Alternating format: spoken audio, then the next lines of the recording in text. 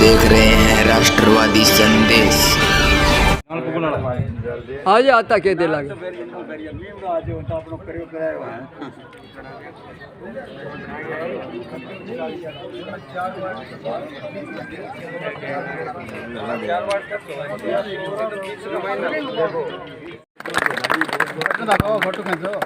लो सामने देखो। अरे तो रुको भाई, ना कर जो अब देखो, आयो लो बढ़िया बना दो खूब।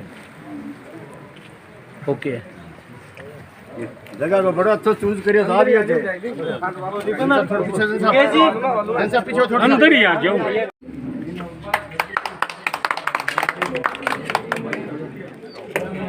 लेकिन मैं माननीय विधायक महोदय का बहुत धन्यवाद देना चाहता हूं कि आज इन्होंने मलखेड़ा में भी और 5 CHN छानीबड़ी में भी आयुष्मान आरोग्य योजना और मलखेड़ा में PHC का शुभारंभ किया है। और मैं विशेष धन्यवाद इसलिए देता हूं कि आपने शहर की मूलभूत सुविधाओं के लिए जिस प्रकार का प्रयास किया है, चाहे वो जल जीवन मिशन की योजना हो और चाहे ओवर ब्रिज का मामला हो, चाहे बाईपास का मामला हो, रिंग रोड का मामला हो, और विशेष रूप से आपने ये जनता क्लिनिक जो विभिन्न मोहल्लों में हमारे 3 स्वीकृत हुए, इनका फायदा गरीब लोगों को मिलेगा, उनको दूर नहीं जाना पड़ेगा। जो हमारी गर्भवती बहनें हैं उनका बड़ा लंबा दूर जाना पड़ता था, उनको अपने मोहल्लों में ही टीकाकरण की और अन्य सभी योजनाओं का लाभ मिलेगा। तो मैं आपको बहुत धन्यवाद और साधुवाद इस अवसर पर देता हूँ। वार्ड नंबर 34 के सभी निवासियों को भी मैं बहुत बधाई देता हूँ। 34 वार्ड नंबर 34 के सभी निवासियों को भी मैं बहुत बधाई और धन्यवाद देता हूँ। हमारे बीच में उपस्थित हमारे वाइस चेयरमैन बलवंत जी सैनी, आदरणीय नेता प्रतिपक्ष मांगीलाल जी गोयल, हमारे जिला के उपाध्यक्ष अनूप सिंह जी, OBC मोर्चा के हमारे नगर अध्यक्ष और वर्तमान में नगर मंडल में उपाध्यक्ष आदरणीय प्रेम कुमार जी स्वामी, नगर पालिका के पूर्व वाइस चेयरमैन आदरणीय दिनेश जी सैनी, असलम भाई साहब, हमारे BCMO साहब, और सबसे पहले क्योंकि विधायक जी का हमेशा ये स्वभाव रहा है कि जो भी कर्मचारी और स्टाफ के लोग, आदरणीय दयानंद जी बेरवाल हमारे वरिष्ठ नेता भी विराजमान, आपका भी अभिनंदन, और जो भी यहाँ स्टाफगण है उनका हम सबको अभिनंदन करना है। तो मैं सबसे पहले BCMO साहब से निवेदन करूँगा कि आप उनका विधायक जी से परिचय करवाते हुए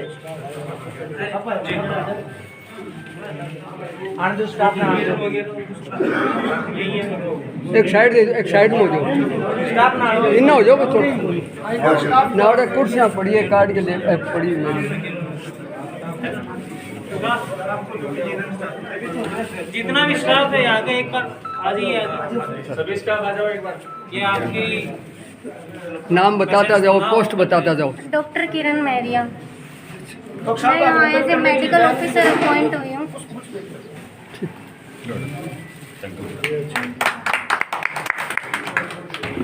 और कौन है स्टाफ में?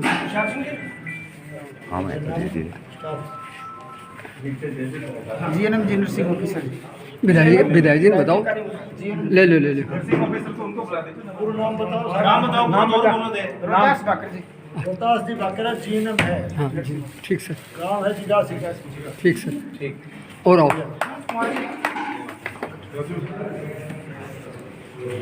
एक मिनट, मारा आगू ना करो। हाँ हाँ, विधायक जी ने बताओ, विधायक जी ने बताओ। इन्हें बताओ।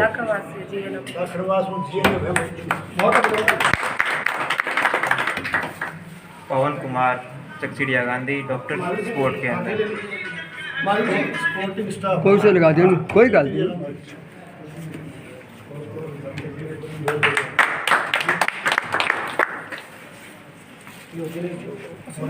नरेश भैया फार्मासिस्ट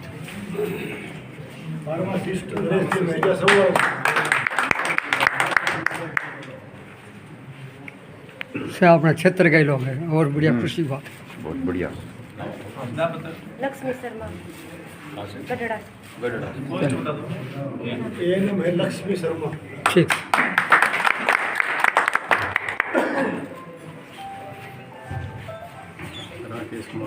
जोरगा बोल जाओ। अपने पोस्ट पे बता दो ना सबको। ऑपरेटर है, ठीक। देव मारा देव।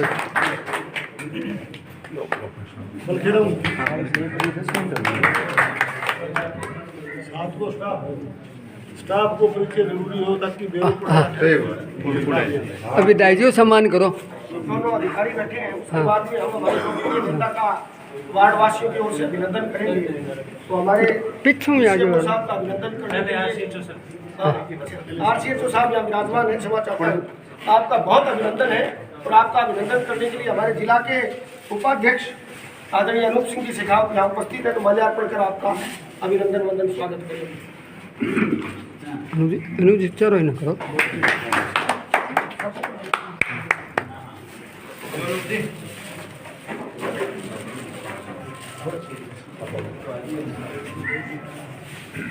लो अब देखो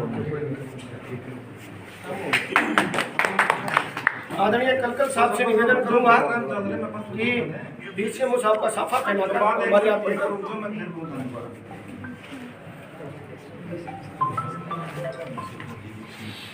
लो लो ठीक है सबको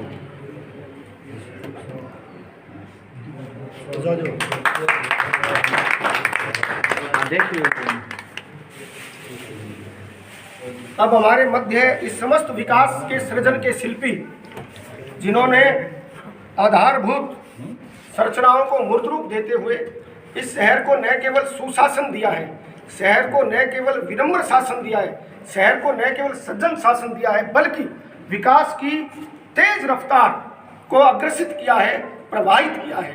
तो मैं जोरदार तालियों के साथ आदरणीय बलवंत जी सैनी साहब, आदरणीय तहसीलदार जी अमर सिंह जी से निवेदन करूंगा, समस्त वार्डवासी मगाराम जी आए और विधायक जी का साफा पहनाकर माल्यार्पण कर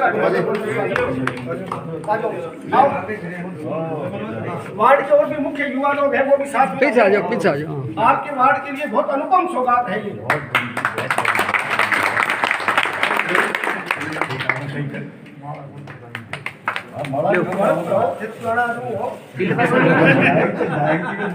थोड़ा सही ना थोड़ा सा बहुत शुभकामना आपको, बहुत अच्छा आपने।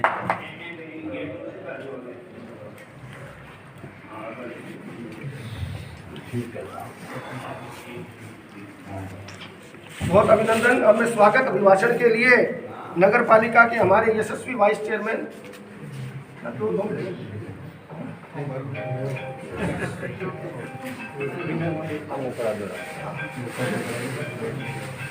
आज इस अवसर पर आप सबका अभिनंदन करने के लिए हमारे बीच में हमारे प्रतिभाशाली DCMO साहब विराजमान हैं। तो आपसे निवेदन करूंगा कि आप हमें संबोधित करें। आप ये के बारे में बताओ।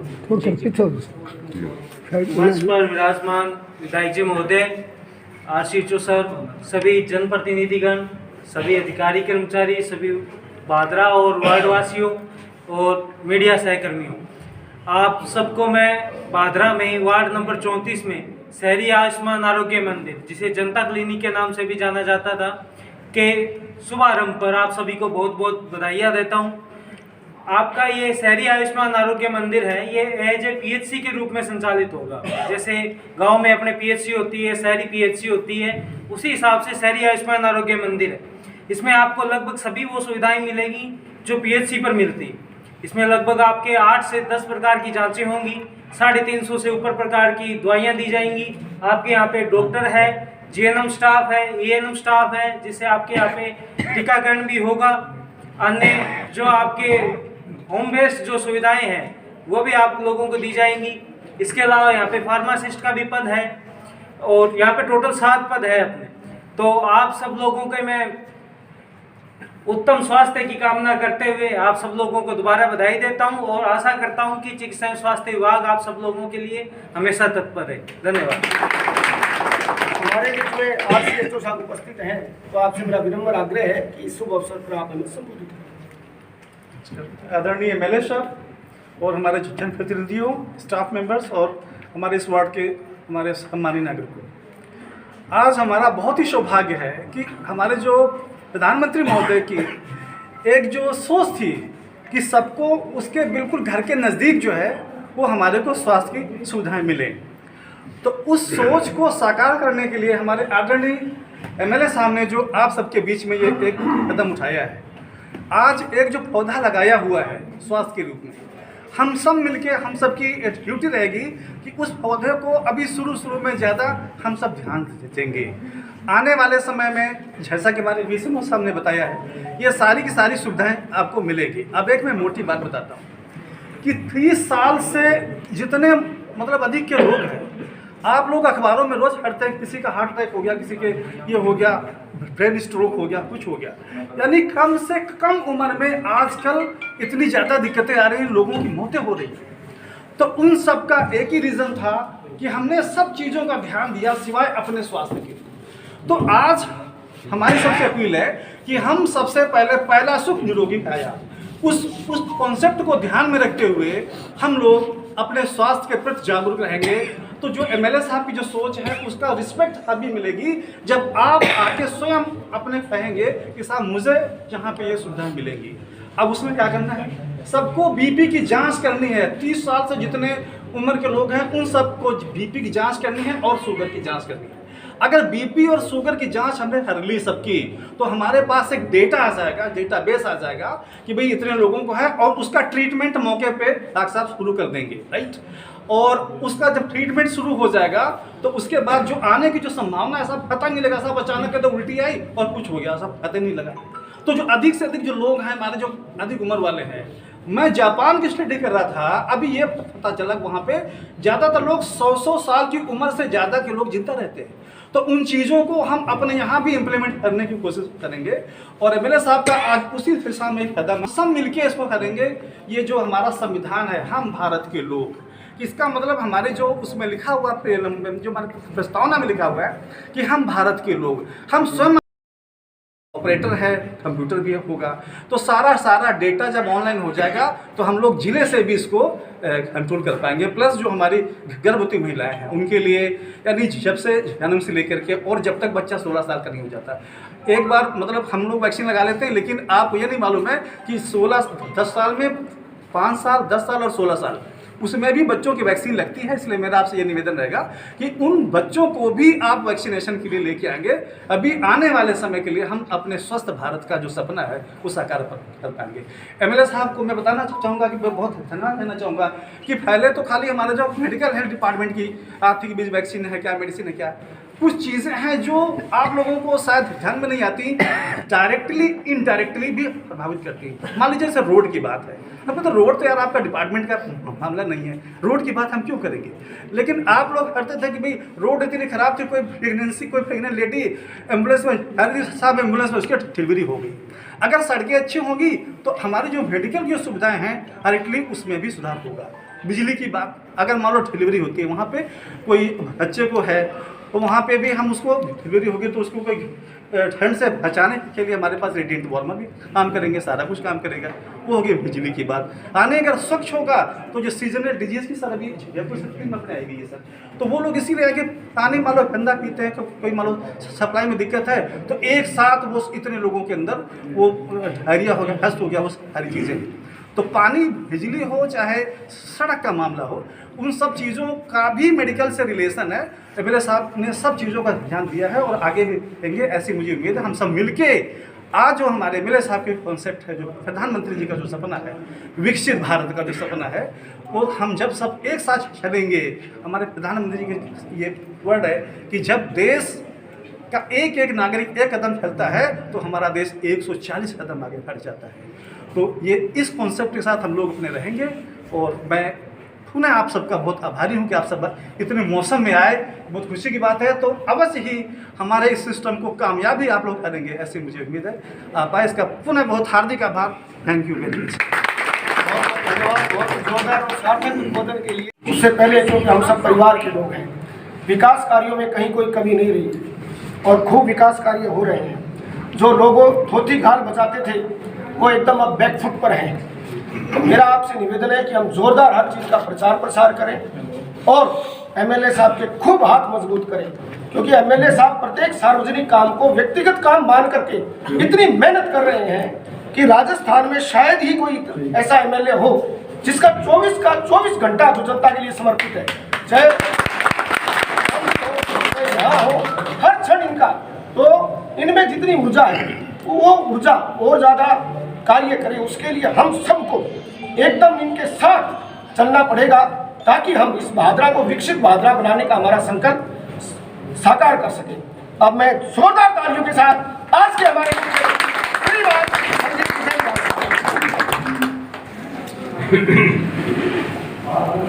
आज के इस लोकार्पण कार्यक्रम में मंच पर विराजमान हमारे RCHO साहब, DCMO साहब और तमाम पधारे हुए हमारे सम्मानित जनप्रतिनिधिगण, तमाम हमारे सम्मानित पार्टी के भी पदाधिकारीगण, बुजुर्गों, नौजवान साथियों, दोस्तों, मित्रों और स्टाफ के भी तमाम हमारे सम्मानित सदस्यगण और प्रेस के भी आदरणीय मित्र, आज हमने वार्ड नंबर 34 में जनता कर्मी के रूप में इस स्वास्थ्य केंद्र का शुभारंभ किया है, इसका उद्घाटन किया है। तो सबसे पहले तो मैं इस बहुत ही शुभ कार्य की आपको बहुत बहुत बधाई देता हूँ, बहुत बहुत आपको शुभकामनाएं देता हूँ। तमाम हमारा जो स्टाफ जिन्होंने आज यहाँ चार्ज लिया है, अपना काम प्रारंभ किया है, इनको भी मैं बहुत बहुत बधाई और शुभकामनाएं देता हूँ। जहाँ तक ये जनता कॉलोनी का एक कंसेप्ट आया, जैसे ये स्वास्थ्य केंद्र खोलने का एक विचार आया प्रधानमंत्री जी की सोच के साथ, इसके बारे में DCMO साहब ने शुरुआत की बताने की, उसके बाद में हमारे डॉक्टर साहब RCHO साहब ने तो बहुत ही विस्तार से आपको सारी बातें बताई। जहाँ तक इस तरह के जनता कॉलोनी खोलने का सवाल है, भादरा में फिलहाल हमने 3 स्वीकृत किए। एक कायम खानी बास में गोदावरी वाटिका, आपने नाम सुना है, जहाँ पहले स्कूल हुआ करता था, प्राइमरी या उस स्थान पर उस जगह का काम चल रहा है, उसके जिम्मेदार का उसमें छोटे मोटे काम चल रहे हैं मत के। तो एक केंद्र आपका चलेगा गोदावरी वाटिका, एक केंद्र हमारे सामुदायिक ये जो भवन बना हुआ है गणेश प्रवास, सरकारी बिल्डिंग है, जहाँ शायद अभी गौशाला जो संगठन है उनका कार्यक्रम, उनका कार्यालय भी चल रहा है। तो वहाँ उस बिल्डिंग में एक हमारा स्वास्थ्य केंद्र चलेगा और तीसरा ये जो पहला आज आपने शुरू किए 3 केंद्र हमने चालू किए और 3 स्वीकृत हो गए, आज एक को चालू कर दिया। बहुत जल्दी गणेश प्रवास में भी और गोदावरी वाटिका में बहुत जल्दी उन केंद्रों को हम चालू करने का काम करेंगे। अब जहाँ तक स्वास्थ्य सेवाओं का सवाल है, लगातार हमारी सरकार इस बात का प्रयास कर रही है कि लोगों को प्रदेश के अंदर अच्छी चिकित्सा सुविधाएं मिले, स्वास्थ्य के क्षेत्र में अच्छी जो है प्रगति हो। ये सारी सोच के साथ हम लोग काम को आगे बढ़ा रहे हैं। जहाँ तक हमारे विधानसभा क्षेत्र का सवाल है, आपने देखा होगा कि इस विधानसभा क्षेत्र के सबसे बड़े गांव नेठड़ा, उसकी PSC को CSC में कर्मोन्नत करने का काम हमारी सरकार, पूरे बीकानेर संभाग की कर्मोन्नत होने वाली वो इस कार्यकाल की ये पहली CSC जो नेठाड़ा में आप सामुदायिक स्वास्थ्य नेठाड़ा में चल रही है। और वर्तमान बजट में मुझे कहते हुए खुशी है कि रासलाना गांव में उप स्वास्थ्य केंद्र को PSC में कर्मोन्नत करने का काम वर्तमान बजट में किया गया है। उसका काम भी चालू हो चुका है, उसका भी नियुक्तियाँ चालू हो गई।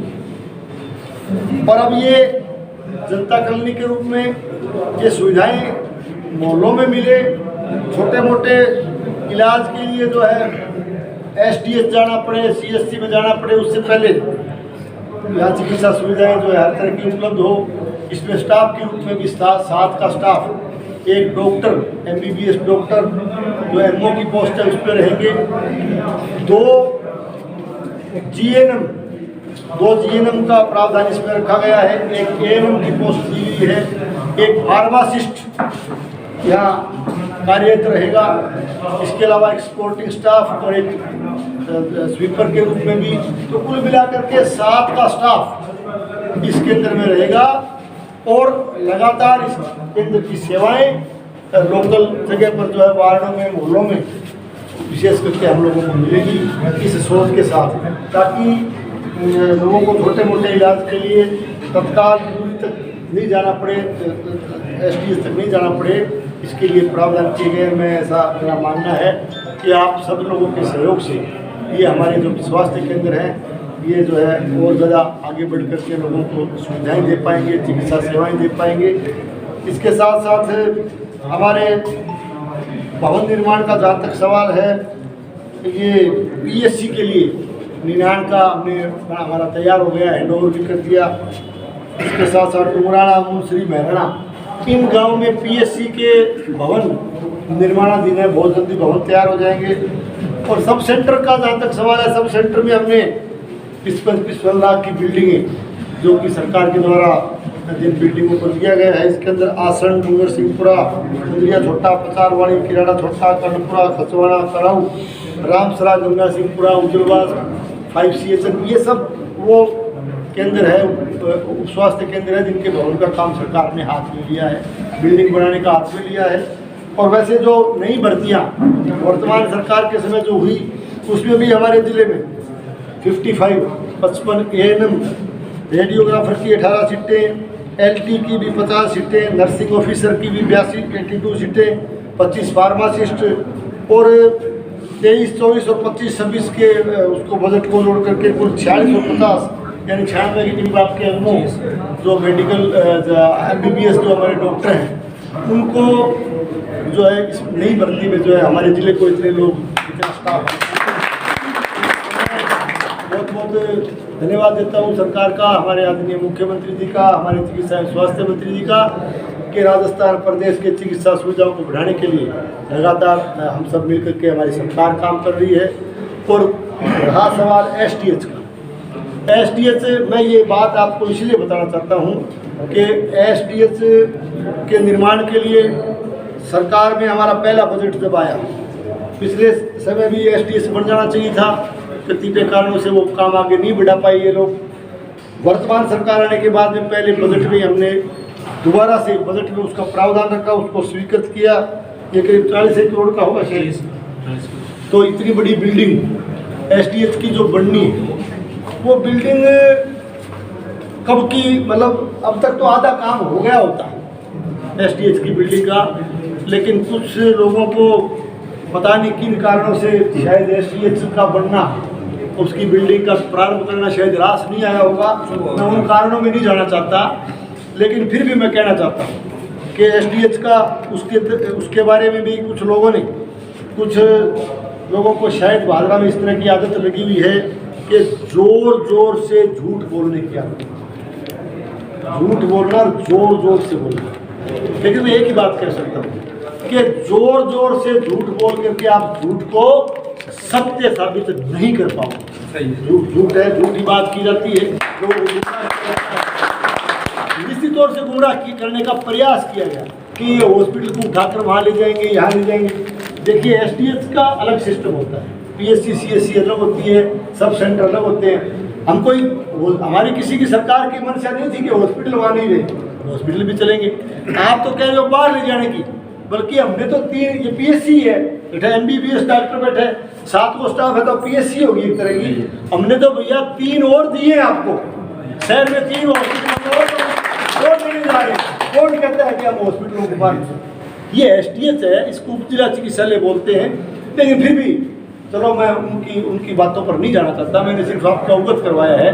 मैं कहना चाहता हूँ वर्तमान में मैं इस पर टीका टिप्पणी इसलिए नहीं करना चाहूँगा क्योंकि वर्तमान में STH का मामला माननीय उच्च न्यायालय में विचाराधीन है, इसलिए माननीय उच्च न्यायालय का जो भी फैसला आएगा उसको हम उस फैसले का सम्मान करते हुए, जब भी फैसला माननीय उच्च न्यायालय का आएगा उसके तुरंत बाद भादरा में STH का बहुत ही सुंदर और भव्य भवन, उसकी बिल्डिंग जल्दी से जल्दी चालू करेंगे, उसको बनाने का काम तत्काल प्रभाव से। में स्वास्थ्य के बारे में मैंने बताया, और जो भी आपके सुझाव आएंगे, अब ये अपने जनता क्लिनिक वाला नया एक हम जो है ना मोहल्ले वाइज सुविधा देने के लिए लेके आए हैं। फिर भी पब्लिक का, जनता का, आप सबका जो भी सुझाव आएगा, मेरा निवेदन रहेगा डॉक्टर साहब से, आप हमारे RCHO साहब भी बैठे हैं, BCMO साहब बैठे हैं, हमारे प्रभारी यहाँ के केंद्रों के प्रभारी हैं, जो भी आपका सुझाव आए, सजेशन आए, आप लोग अपना सुझाव देते रहें। अपना सुझाव, हम लोग आपके सुझाव का स्वागत करेंगे ताकि इन चिकित्सा सुविधाओं को और ज़्यादा हम प्रभावी बना सकें। आप मौसम आज ख़राब हो गया, हमने हमारा आज पूरे दिन आपके डिपार्टमेंट का एक कार्यक्रम था, जैसे मलखेड़ा में PSC, मलखेड़ा PSC का मैं जिक्र थोड़ा सा और करना चाहूँगा। मलखेड़ा में हमारे जगदीश जी पूर्व सरपंच साहब भी मेरे साथ खड़े हैं। मलखेड़ा में क्या हो गया, PSC पिछली सरकार के समय स्वीकृत होने के बाद में वही भ्रम फैलाए, बोली ये समीक्षा में ले रहे हैं उसको। मैंने कहा भी समीक्षा में लेने का सवाल नहीं, तो ये उसको तो बिल्डिंग देंगे। फिर बिल्डिंग खातर जो है ना, मैंने बड़ा ताजुब है कि बिल्डिंग को धरनो चालू करेंगे, क्यों जगदीश जी तो धरनो चालू करेंगे, लेकिन गलती कर गया आपकी बात। पहले तो क्या है कि पहले लोग फसल बीमा में बेरो पड़ जाए ना कि 5-4 दिन में आना हो, तो 5-4 दिन पहले एक अंदर आदमी छोटे रखे है, तो वही समझदार, तो 5-7 दिन पहले दरी बिछा दिया, फिर वो 5-4 दिन में आना गाड़ी बजा के माड़ा गाली खड़े हो जाए, यानी दरी बिछाने को भी 4 दिन यार, उठाने को भी यार, तो सिस्टम उल्टा भाया। अब मेरा कहना मतलब दरी बिछा बैठा, सैंक्शन कर दी बिल्डिंग, यानी ये देखो 1,59,00,000 ये करीब जो बिल्डिंग है 1,59,00,000 की आपकी बिल्डिंग, जिसका आज हम शिलान्यास करके हैं।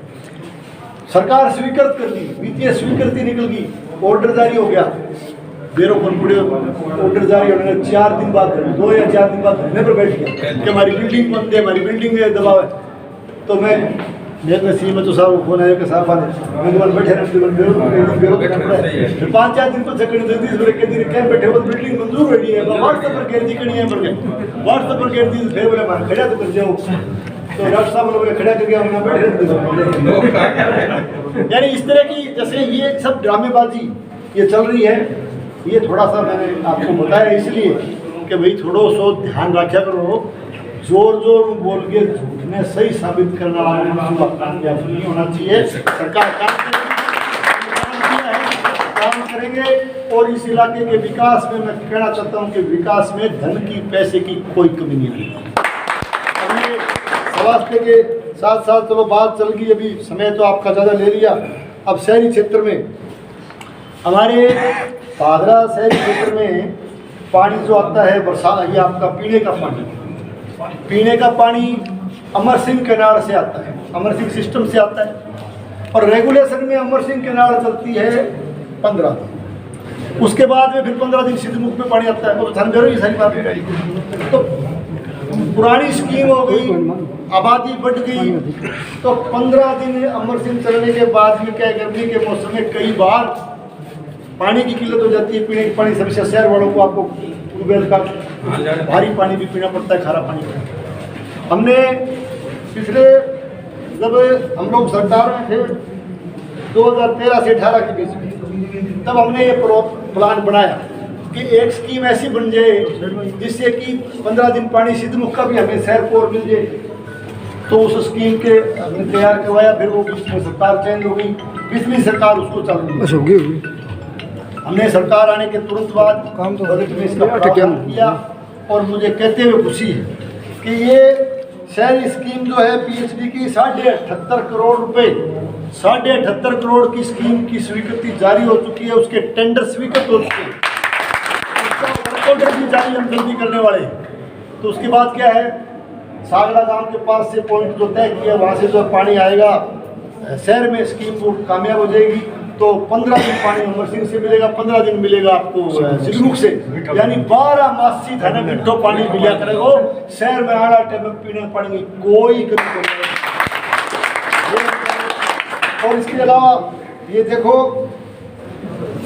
PWD डिपार्टमेंट के कुछ काम, जैसे हमने सड़कें बढ़ाई, कर्णपुरा से रसराना की सड़क हमारी बनकर तैयार हो गई, गांधीबुड़ी से सबवाड़ा का एक पार्ट तैयार हो गया, दूसरा पार्ट जल्दी चालू करेंगे, उसमें मलखेड़ा का भी एक टुकड़ा जोड़ रहे हैं। बीड़ बाजरा से छोटा बास, बीड़ बाजरा से तक चिड़िया गांधी की सड़क इस बजट में हमने स्वीकृत कर दी, बहुत जल्दी उसकी टेंडर जारी कर देंगे। और इसके साथ साथ सेल्डा का सारण साहब खड़े आदमी ये खड़े सारा लंबा आदमी भाई खड़े। वैसे भी सेल्डा गाँव तो देखो 85 गाँव हाँ इतिहास का है तो उनका मियाँ भी रंग लंबाई और बढ़ेगी क्या कहने लगे मानने की जो सड़क मामले में तो सड़क तो बोले 6-7 किलोमीटर 6 में है तो नो पर बोलो थी तो सेल्डा से धानोटी की इन्होंने मांग की। सेल्डा से धानोटी की सड़क को हमने स्वीकृत कर दिया, उसके भी टेंडर में। और इसके साथ साथ अटल पथ पिछली 13 से 18 की कार्यकाल के दौरान हमने ग्रामीण गौरव पथ बढ़ाए।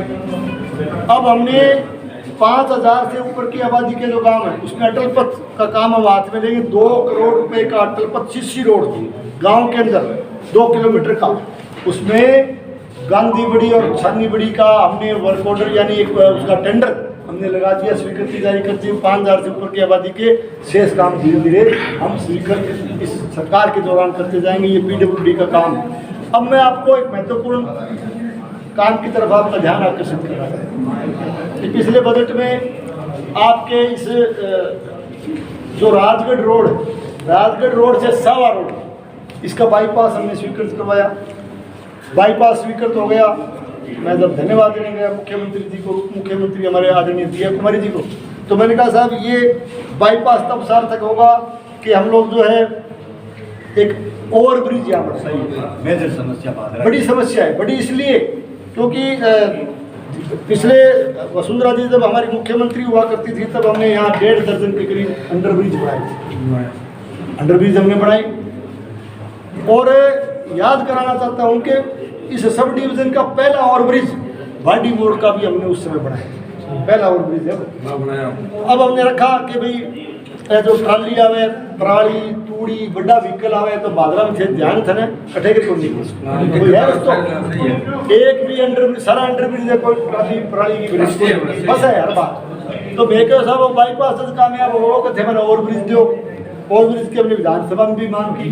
मुझे कहते हुए खुशी है कि 86.5 करोड़ रुपए का ओवरब्रिज आपका सरकार ने ये ओवरब्रिज हम बहुत जल्दी इसको चालू करेंगे। इसके टेंडर वर्क ऑर्डर हम देंगे। और दूसरी बात कहना चाहता हूँ कि आज ये हमारा सावा रोड तक का तो बाईपास बन जाएगा, ओवरब्रिज बन जाएगा आपके राजगढ़ तक। फिर आगे बच गयो जो है सावा रोड, कर्णपुर रोड, तो कर्णपुर गांधी रोड, फिर छन्नी रोड, फिर वो तो जुड़े ही है सारा डोबी तक तो। यानी कि अगले बजट में मैं प्रयासरत हूँ कि सावा रोड कर्णपुर तक और जोड़ दिया तो दिल्ली वर्गो आउटर रिंग रोड बन जाएगा। आउटर रिंग रोड दिल्ली में एरिया बागराम धंधे करने मिलो चारों पास है तो है ना किसी सड़क ने कठे जोड़ दियो शहर माने लूट कर बार तो ये इस सोच के साथ हम काम कर रहे हैं। और आप लोगों के आशीर्वाद से बहुत जल्दी मैं उम्मीद करता हूं कि सरकार हमारी उस बात को भी मान लेगी। ये हम स्वीकृत करवाएंगे तो फिर आउटर रिंग रोड को जिक्र करने लग जाओ ये एक पॉजिटिव काम जो कि होने चाहिए हमारे खिलाड़ियों के लिए। नौजवान हमारे जो स्टूडेंट्स भी हैं, खिलाड़ी भी हैं, विद्यार्थी लोग हैं, खेल के प्रति रुचि रखने वाले हैं और बहुत सी प्रतिभाएं ग्रामीण अंचल में जो खेल के प्रति समर्पित है। बहुत सी प्रतिभाएं छुपी हुई जिनको आगे हमें लाना चाहिए, खिलाड़ियों को आगे बढ़ाना चाहिए। खिलाड़ियों की भी मांग रहती है। तो मैंने पिछले बजट में मांग की कि साहब एक स्टेडियम, क्योंकि बादरा अपना जो सरकारी खेल ग्राउंड वो सरकारी स्कूल है वो स्टेडियम तो लोग और कार्यक्रम हम बिजी स्टेडियम जगह भी कोई नहीं। तो मैं मांग करी कि साहब बड़ो स्टेडियम। तो हमारी मांग पर बीकानेर संभाग का हालांकि संभाग स्तर को छोड़ दो जिला स्तर पर ब्लॉक लेवल पर इस संभाग का सबसे बड़ा स्टेडियम बादरा में स्वीकृत हुआ है। उसकी जमीन हमने कॉलेज के पास और अभी उसके पिछले दिनों 2,60,00,000 रुपए उस स्टेडियम के हमने स्वीकृत भी करा दिए। बहुत जल्दी बहुत खूबसूरत स्टेडियम भी हम बनाने का काम चालू करेंगे। थाने खिलाड़ियों ने भी लाभ मिल सी दिक्कत चालू हुई स्टेडियम में भी। लाइब्रेरी भी 25 लाख लाइब्रेरी का ट्रेंड अभी पिछले दिनों हमने शहर के लिए एक लाइब्रेरी सार्वजनिक लाइब्रेरी 25 लाख की हम और बनाएंगे। और बाबा साहब के विचारों को आगे बढ़ाने के लिए बाबा अम्बेडकर भवन के नाम से हमने इसको शुभारंभ किया। हमने रासराना गांव में 30-35 लाख का बजट हमने स्वीकृत किया है बाबा साहब के नाम पर। हम अम्बेडकर भवन बनाने शुरू करेंगे। तो एक अच्छा मैसेज जो काम आए उसके लिए इससे अगला बजट मैं आपको कहना चाहता हूँ कि मैं पटवा में भी देने जा रहा हूँ। अगली पंचायत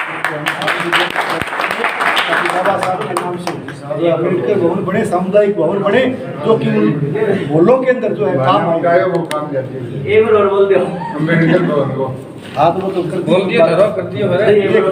भी नहीं लेके आए, मांगे बगैर लाओ भी एक भवन और बना।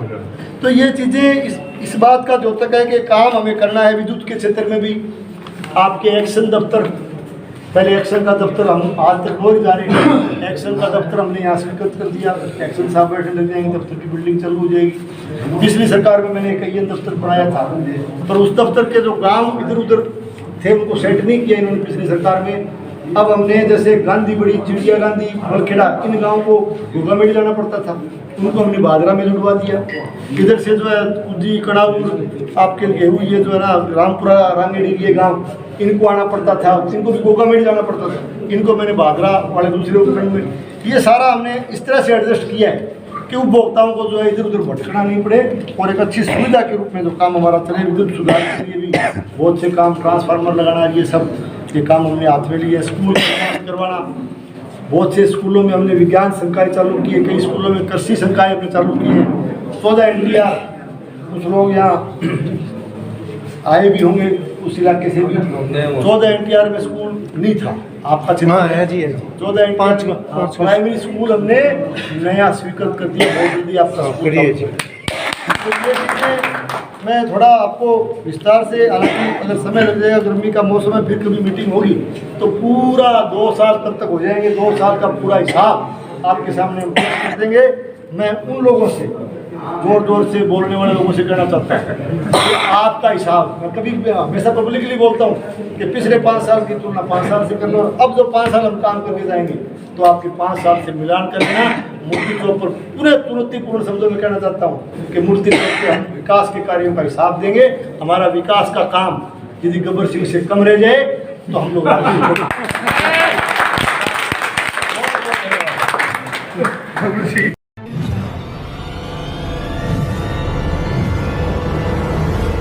हमारा वीडियो आपको अच्छा लगे तो सब्सक्राइब करें, बेल आइकन दबाएं और लाइक करें।